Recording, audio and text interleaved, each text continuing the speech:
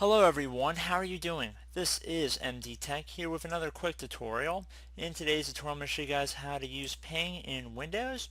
So while ping is a little bit complex depending on who you're talking to, in the most simplest of forms it's not an actual depiction of how fast your internet connection is. Basically a ping command will send a packet to an IP address, and if the website sends it to the DNS server and the DNS server sends it to the IP address of the allocated website, the command I'm going to be showing in this tutorial sends several packets to a web address that we specified, so the web server will respond to each packet it receives. So if everything's working fine, there should be a 0% packet loss, and the amount of time that each packet takes should not be very long. So we're going to jump into it. Let's stop talking, let's get to it. So we're going to start by opening up the start menu, and you want to type in CMD. Best match should come back with command prompt. You want to right click on it, left click on run as administrator, left click on yes to run it with administrator permissions.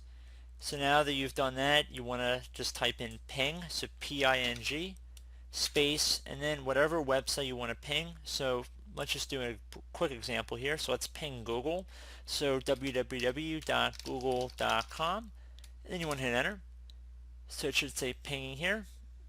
And what it's doing is again showing us we have zero loss, which is good. And you can actually see this IP address that it's replying from. This is actually coming from Mountain View, California, and this is coming directly from Google's own network here. So you can see that it has related back to us, and you can see how long it took to get back to us as well. So if the server did not respond to one or more of the packets we sent, it could indicate a network problem.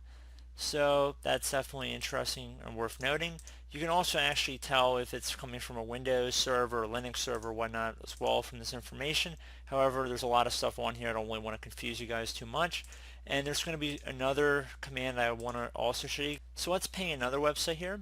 So ping space www.microsoft.com. And now I'm going to do a space and then a little dash next to the 0 key on your keyboard, and then the letter T, so no space in between the .com space and then the minus sign T. Then we're going to enter. So basically what this is going to do is it's going to continue to ping this website or this web server until we close out of the command prompt window. So you can see how long it's taking, and it's currently sending and receiving information from the web server. This tutorial isn't really going to get too in depth about what everything means, but I just wanted to show you guys how to ping a website.